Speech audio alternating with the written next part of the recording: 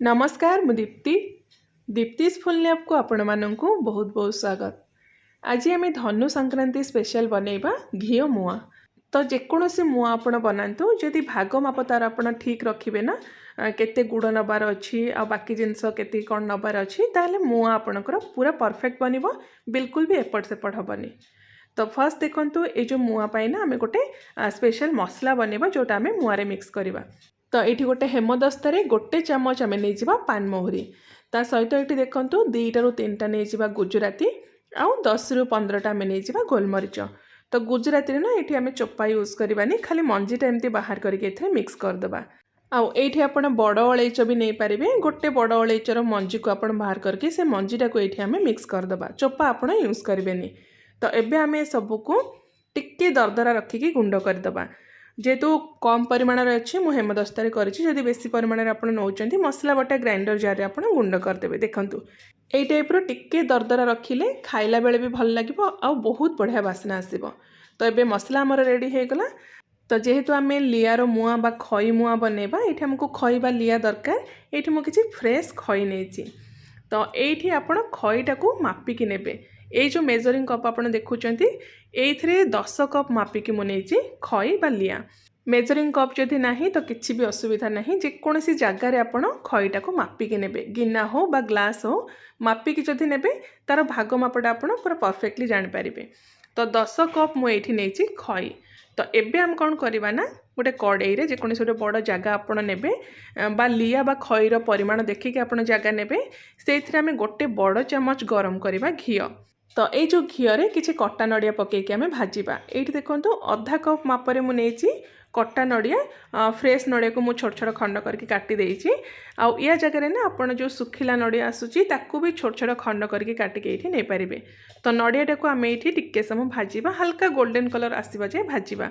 जेहेतु यहाँ टिके कंचा नड़िया अच्छी टिके टाइम लगे, किंतु जदि आप सुखिला नड़िया नौकरी बहुत जल्दी यार कलर चेंज हो। तो एमती हल्का गोल्डन कलर जिते बड़े आसीज सब नड़िया को आम बाहर करदे। आउ सेम कड़े जी भी आमर घी रहा से आउ गोटे 2 चामच घी देकी टिके गरम करदे। आ घीटा गरम हो सारापर जो खई आम रखी देकी लो फ्लेम रे ये आम 2 ରୁ 3 मिनिट भाजीदे। आउ ये ना घीर परिमाण आपण हिसाब से आप बढ़े भी पारे। मु टोटाल ये 4 टेबल स्पून घी नहीं, जदि आप चाहिए आधा कप जाए भी आप घी नहीं पारे।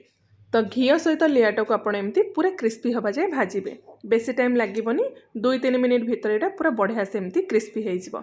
गोटे लिया नहीं हाथ में एमती प्रेस करेंगे, जदि लिया आपंकर गुंड हो जानवे जे लियाटा पूरा बढ़िया से भाजी होगला। तो ये आम लिया पूरा भाजी होगला, सब लिया को आ गोटे जगह को एबे बाहर करदे।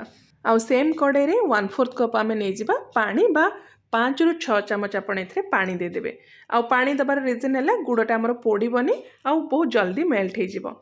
तो तापर जो कप रे आपण लिया मापिकी नहीं ना सेम कप रे आम 2 कप मापिकी ये गुड़ नवा।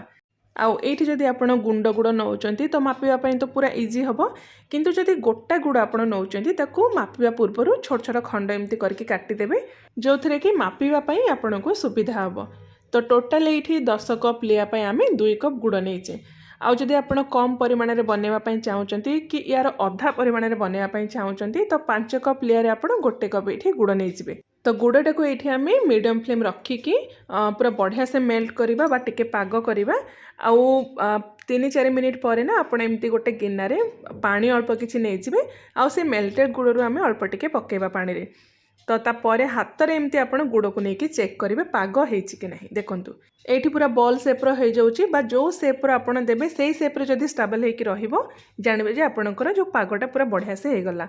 आउ से जो गुड़ बॉलटा टिके ठंडा हो सारापर देखूँ मुझे टिके ऊपर गिनारे पकाउची, जदि टिके आवाज आपन को शुणा आप फिल करेंगे टिके हार्ड है भाया ताले जानवे जे गुड़टा आपणकर पूरा बढ़िया से पाग हो जाइए। तो ये आमर यहाँ रेडी होगला। गैस फ्लेम को ये आम स्लो करदे। तापर जो नड़िया आम घी में भाजिकी रखी ये मिक्स करदे। आ या सहित आउ अल्प किसी जिनस आम एड करवा, जमीक ये देखूँ अधा कप भजा चीना बादाम मुझे आगुरी यहाँ भाजिकी तार चोपा बाहर करके रखीदी ये मिक्स करदे। आउ ये ना एमती मझे मझे आप चलेबे, कहीं गुड़टा पाग हो सारापर तार जो कुकिंग प्रोसेसटा फास्ट हो जाए आउ तलू पोड़ी जाबार भी चांस रुहे। तो नेक्स्ट आम ये 2 बड़ चामच भजा धला राशि मिक्स करवा। आउ ता सहित गोटे छोट चामच आम मिक्स करवा जुआणी। जुआणी आपण बिल्कुल भी स्किप करेंगे ताको एमती हाथ में टिके रगड़ के मिक्स करदे। आईटी देखो अधा कप मुझे भजा बुट डाली एमती रेडीमेड भजा बुट डाली मार्केट रे बहुत इजिली मिल जाऊँगी। जदि अच्छी आपण मिक्स करूँ ना यहाँ को टोटाली स्किप करेंगे। आउ बुट डाली जगार आपण काजू खंड भी ताकू घी अल्प टिके भाजिक ये मिक्स करेंगे।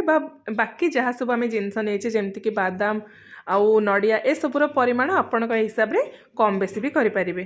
तो लास्ट मसला गुंड जो आम बनईक रखी ताकू मिक्स करदे ता सहित जो लिया भाजिक रखी ताकू भी आम देकी फ्लेम को ये आम बंद करदे तापर भल भाव में यहाँ को गोलैदेवा जमती पूरा लिया रे जो आम गुड़टा पूरा बढ़िया से कोट हो।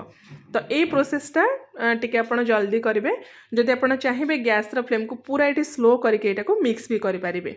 तो ये जो मुआटा को ना ये आम लिया बनईचे जदि आप चाहिए लिया जगह मुढ़ी भी नहीं पारे मुढ़ी रे भी बनई पारे जेकोसी जिनस बनातु से लिया हो कि मुढ़ी हो यही मेजरमेंट रे जदि आप बनइबे 5 भाग लिया बा मुढ़ी सहित गोटे भाग आप गुड़ ने यही मापटा रखिले एक तो मुआ आपणकर पूरा बढ़िया सेमती बांधी हो सहित बेसी खाइबापी मीठा लगे एक्सेस मीठा लगे।